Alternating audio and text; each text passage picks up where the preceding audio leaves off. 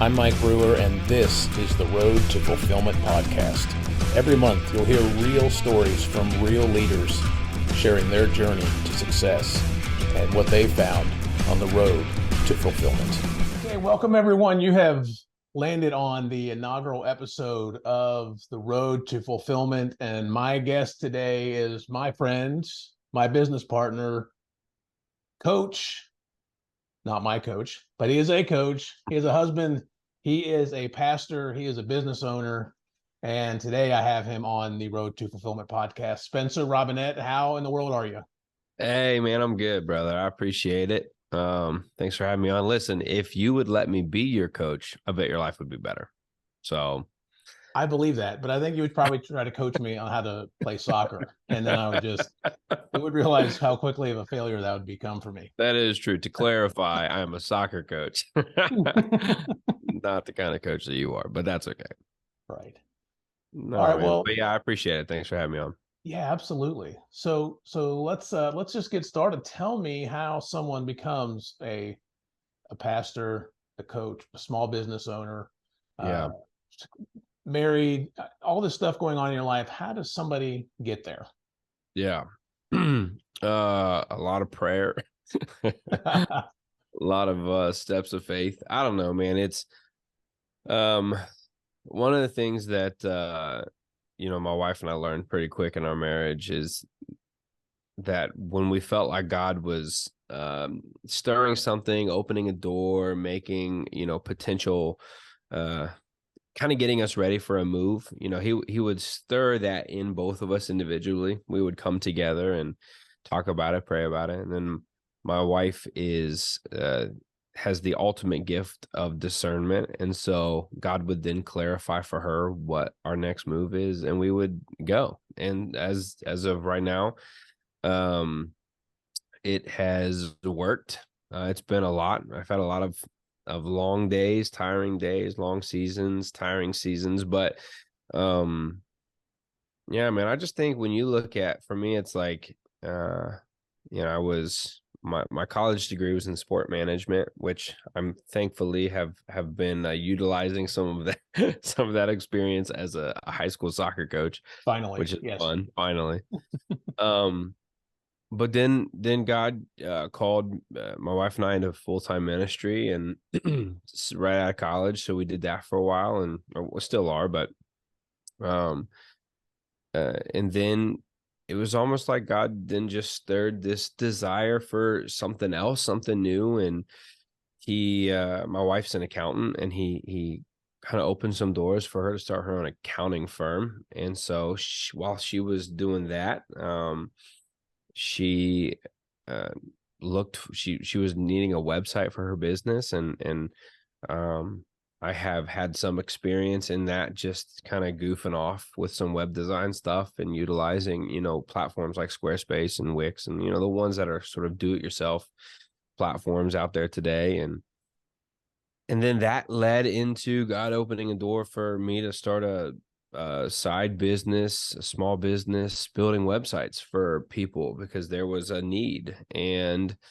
to fill a gap between building websites yourself, or paying $10,000+ to have a large firm build it for you. And a lot of new and small businesses there in the middle can't do that. So I sort of filled that gap. Basically, I say all that to say, like, from ministry to Harbor House, which is my web design business, to all of the other ventures, to coaching, to different things that God has generously led my wife and I into. A lot of it's just been, what are you passionate about? Where do you see a need? And maybe how is God calling you to use your passion to meet that need?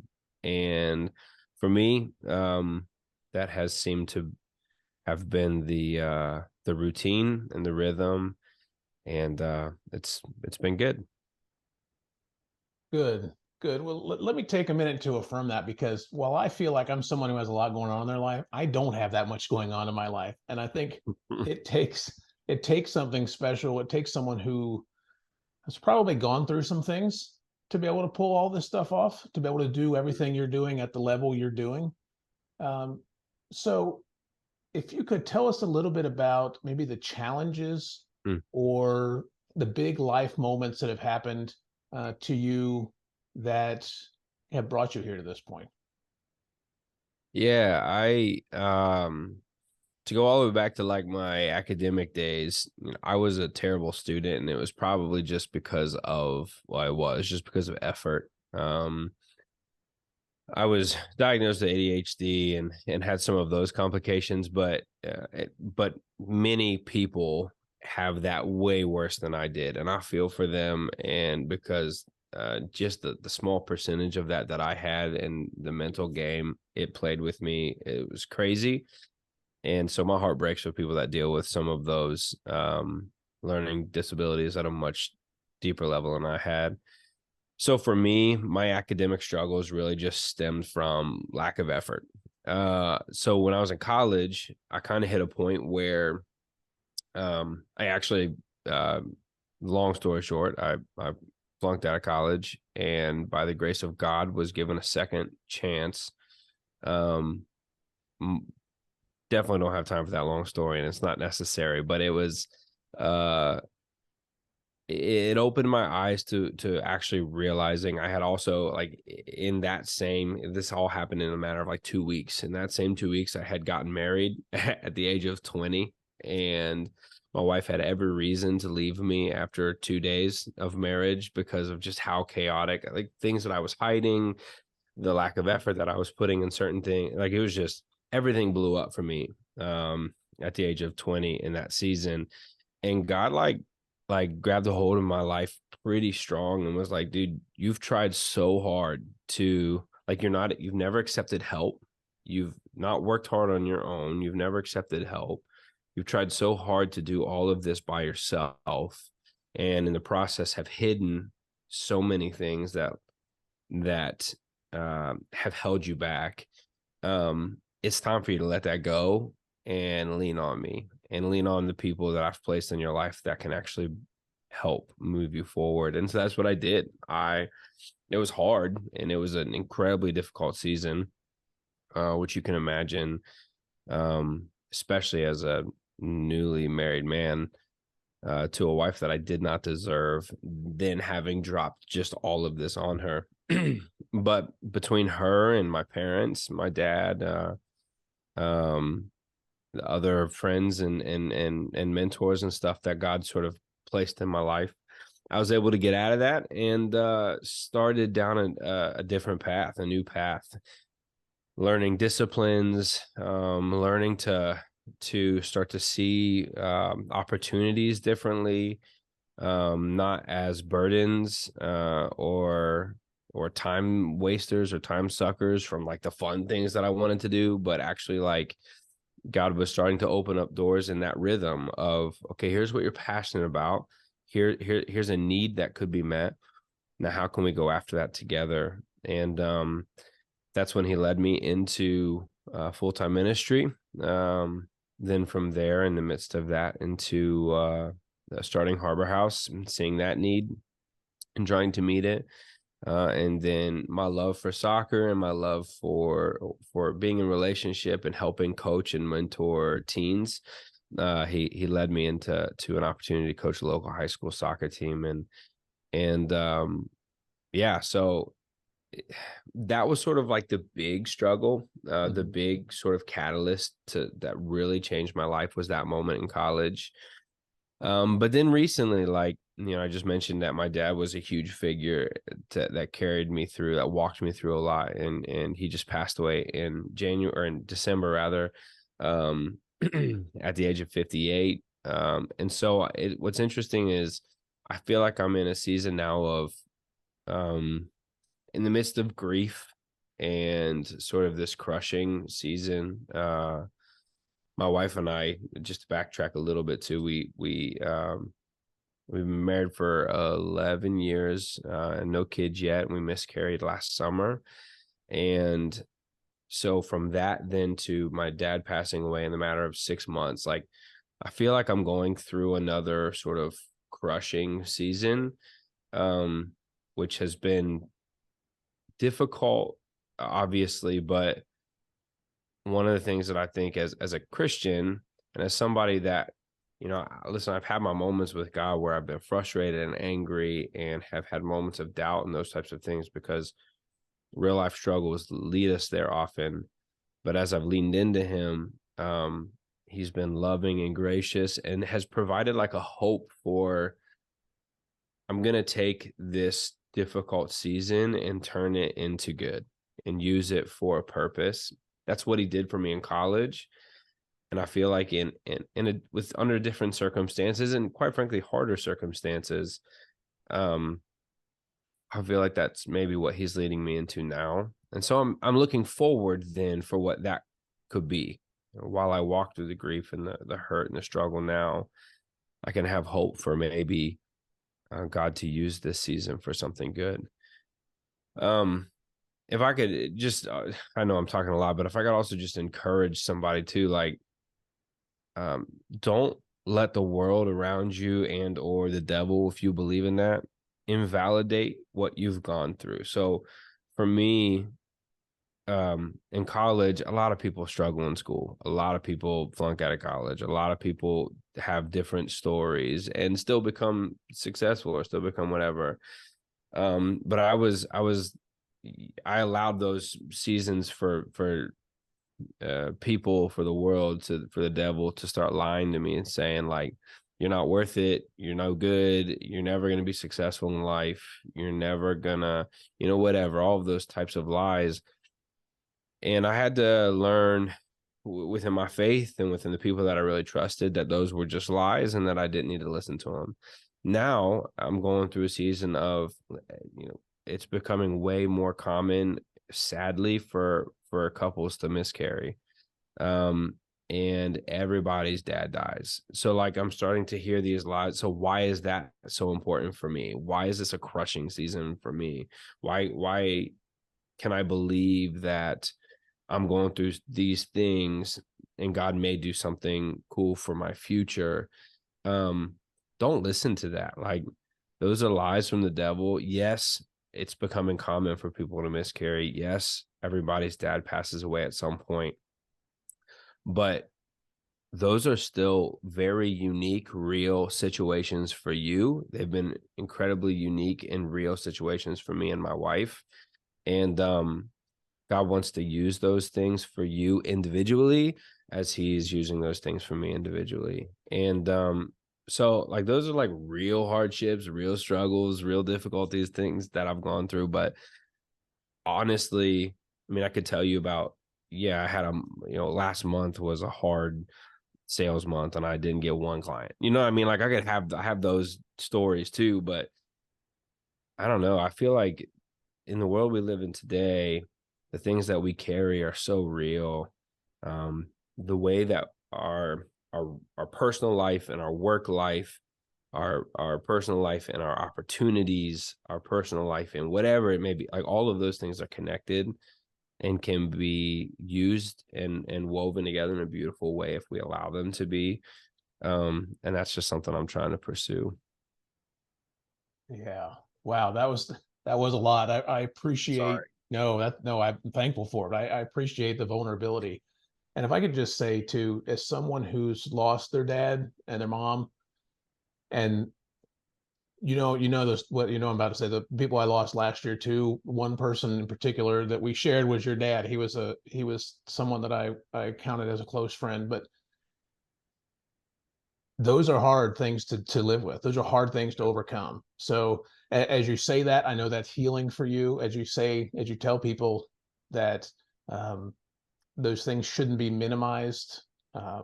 I know you need to hear it too. Those things should not be minimized. Those are real things that you're going through that are tough. So when I say this here, believe me, it means a lot that you were able to open up about that. And I really appreciate that.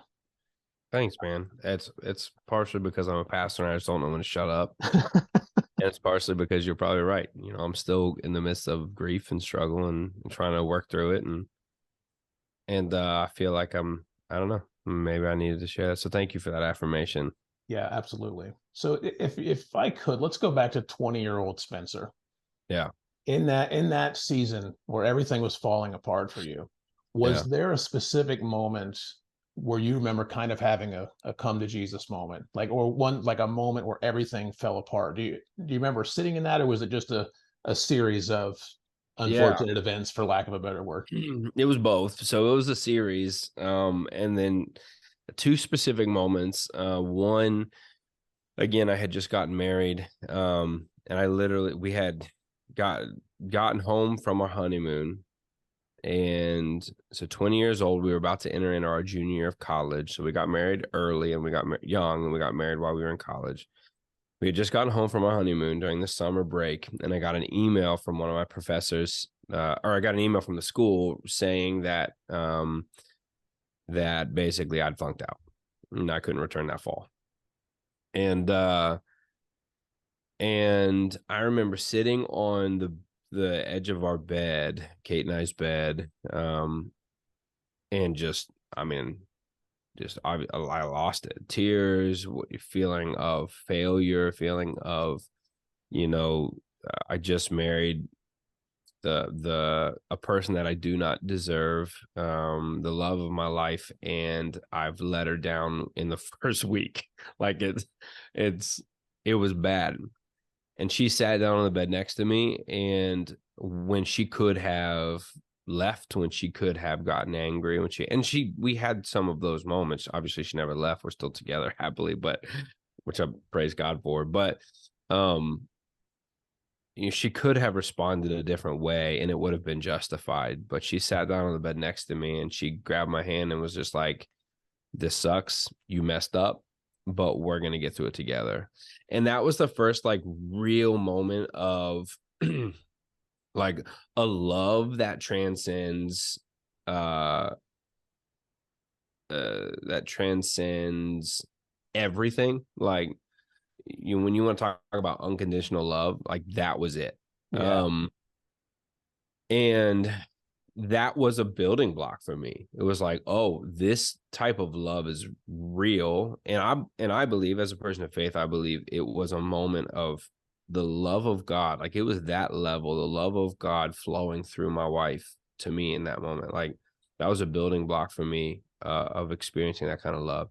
And then another moment was a conversation that I had with my dad that was where he pretty much gave me Zechariah 4:6, which says, "Not by your might or your power will anything be accomplished, but it's by the Spirit of God, and it's by His will and His Spirit."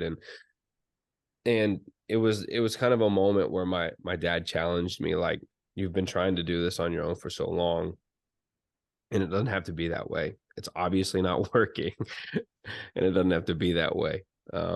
Submit yourself to God's will, to God's power, to God's timing, to God's strength, to God's whatever, and to His Spirit, and He'll carry me through, and He'll give me what I need to get through." Partnered with just leaning on the people that He'd placed in my life to help in those seasons as well, like my dad, like my wife, like I had other mentors and stuff at the time. So yeah, so those two very specific moments for me that were building blocks of that I could utilize to move forward. Absolutely. Okay. Now, current Spencer Robinette, if you could Yeah. go back and say one thing to 20-year-old Spencer, what would it be? Oh man. That's a great question. I know questions like this get asked often. I think I was so caught up in, and sounds cliche, but like it is what it is. I was so caught up in just like having fun, spending time with my friends, playing soccer every chance I could. Like, and I had set aside or just put to the back burner real priorities. The fact that I was engaged at even pre this breakdown. Had been engaged for a year.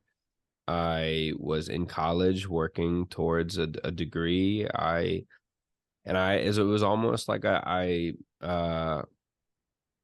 I just didn't. And I wasn't even like a crazy partier. It wasn't even any of that stuff for me personally. I know a lot of people have that story, but it was just, I just was so bad because I didn't care, I guess, or put effort towards creating healthy disciplines that allowed me to be productive and get the things done that I needed to get done, prioritizing what really mattered for the longevity of my life, like my wife and my future career and whatever.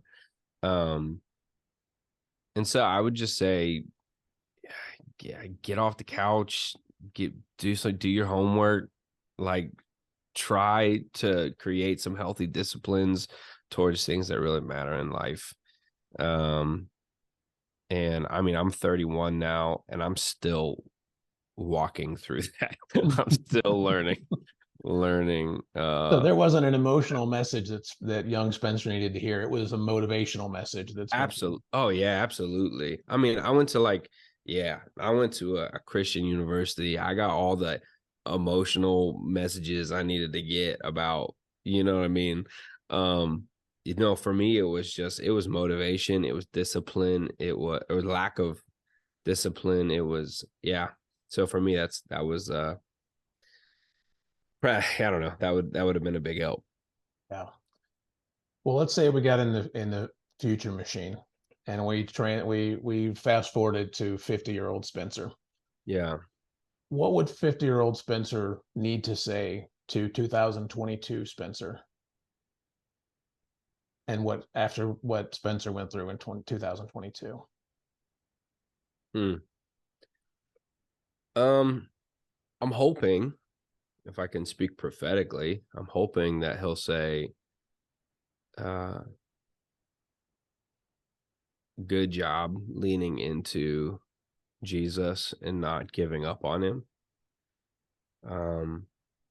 Good job prioritizing your wife and your family above everything else. I mean, even as pastors, if I could speak to pastors for a second, like our family is our first ministry, period. Church comes second.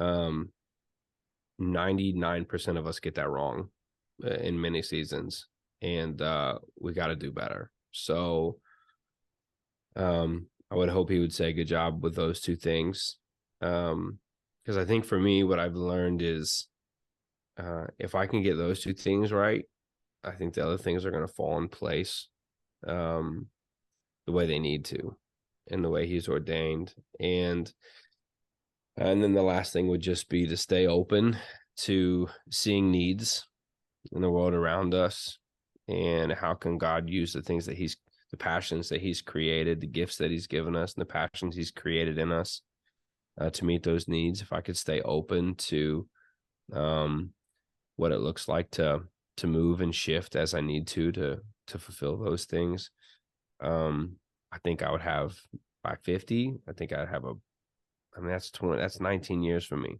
If I can commit to the next 19 years to that, hopefully longer, I feel like I would experience a lot of fulfillment in my life.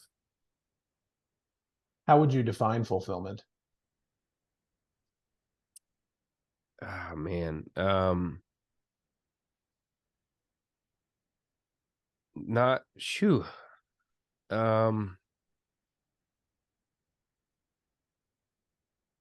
Allowing, man, I think it's that. I think it's allowing the things that we're passionate about drive us to creating an impact in the world around us. I think not wasting moments, not seeing moments go by when we know we could have helped or stepped in and we didn't. We talk a lot about purpose-driven lives and, the roads to fulfillment, and those, like we talk about the pursuit of those things. But I think if the end goal is fulfillment and we look back, it's allowing what we're passionate about drive us to making an impact, I think. And for me, that's in my faith, that's with my family, and then that's with the extended world around me. So that's probably what I'd say. Oh, I love that answer. And that's part of the reason why I named the podcast The Road to Fulfillment, because it's the things that There you go. it's that exact thing that drives us, the things that drive us toward fulfillment. I don't know that being 100% fulfilled is ever the destination. Well, it's the destination. Let me change that. I don't think it's ever the Reality. it's ever the reality, because it's what drives us toward fulfillment. It's what keeps pulling us toward fulfillment and wanting fulfillment. Those are the things that make the biggest difference in our lives. Yeah. Yeah. Yeah, I'd agree. Yeah, that's a good word. All right. Well, we've hit the part of the podcast where I'm starting something. Obviously, I'm starting it. It's the first episode. This is what I'm calling the Fast Five questions, not to be confused with Fast Five from the Fast and Furious franchise. These are fast. That would be like the Fast 100 questions. Yeah. How many movies are they going to make of that? I think there's just a few more. So is that what they've said? Yeah. Since number 4. Okay. I mean, they went to love space. Those movies, but it's like they went to space in a Fiero. So I mean, if you can't get behind that, then I don't know what you look for in movies. Yeah. It's like the new Indiana Jones just came out, and I mean, how many more does Harrison Ford got in him? It can't have many. It's just lovingly be honest, there's not many left right now. All right. Anyways, continue. I'm sorry. All right. Fast 5 questions. Rapid fire. Okay. And they're hard questions. Okay. Are you ready? I'm going to give it my best. Okay. As a pastor, if at any point in your ministry you either lost your paycheck or the building that you do ministry in, would you have felt like a failure? In my humanity, possibly. Okay. But I think my call as a pastor goes way beyond my paycheck and the fact that our church has a building. Okay. I think I can still pastor without a paycheck and without a building. I think I should still pastor without a paycheck and without a building. Okay. And that bleeds right into question number 2. If you did lose your pay for being a pastor, would you still do it? In some capacity, you would. Yes. Okay. Perfect. What is your most meaningful hobby? Oh gosh. Well, I've already said I love soccer. I love coaching soccer. But I'm also a worship leader and I love to songwrite. I would say those two things combined, writing worship songs about playing soccer would be my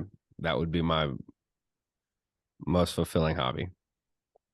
If you could pull that off, I definitely want to see. I want to watch. I want to listen to that album. Okay. What's scarier for you, failure or success? Because of my past, failure. Okay. All right. Yeah. And the last one, were you going to add something to that? I'm sorry. I was just saying, if I'm being honest. Okay.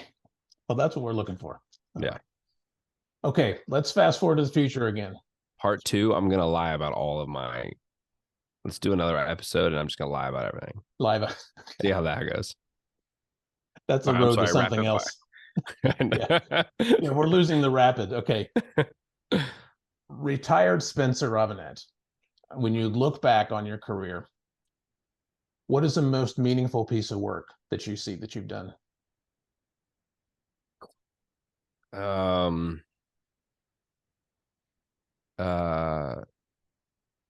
My family. The work that I've done with my family. Okay. Hopefully the impact that I've had there. All right. Do you see specific things that you, as you're thinking about that you're hoping for? Is my marriage still good? That's right. Am I still married? Am I still married by the time I retire? Then I'll count that as success. Very good. That goes along with parents who say, I kept my baby alive for 1 year when the baby turns 1. That's making it. Yeah, I like it.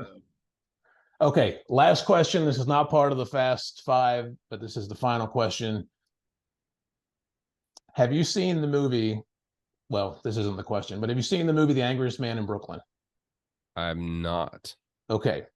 So The Angriest Man in Brooklyn is a movie about a guy who goes to the doctor, and he's very angry, and no one really likes him because he's always a jerk. So obviously you can understand why I enjoyed the movie. Yeah. He finds out from the doctor, who lies to him, that he has 90 minutes to live. And the rest of the movie is what he decides to do with that 90 minutes, which changes him profoundly. So I'm going to ask you a question. You've just found out that you have 90 minutes to live. What do you do with that 90 minutes? Wow. I would quickly drive home. I would grab my wife and we would go eat some pizza and sit by the lake. I don't know, for 90 minutes. And then if there was a passerby, I'd say, read your Bible. I love every last little bit of that. Very good. That's man, if I only had 90 minutes, that's probably what I do. Perfect.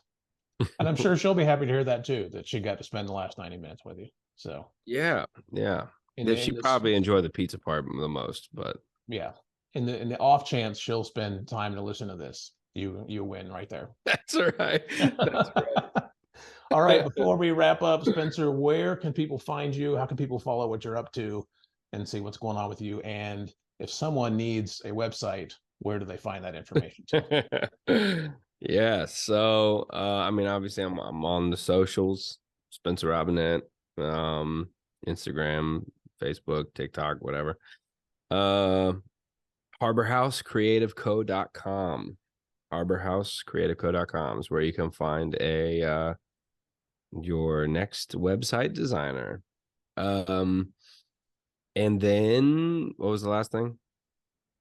Just where they can find you. Yeah, that's it. Also too, I'm gonna plug this just because it's new and fresh and I'm excited about it, but I don't know when this is being released and or when this project will be released, but I've been working on, I mentioned that I was a songwriter and a worship leader. I've been working on a collection of worship songs that I wrote throughout the COVID season that, since my father has passed away, have taken on some new meanings too.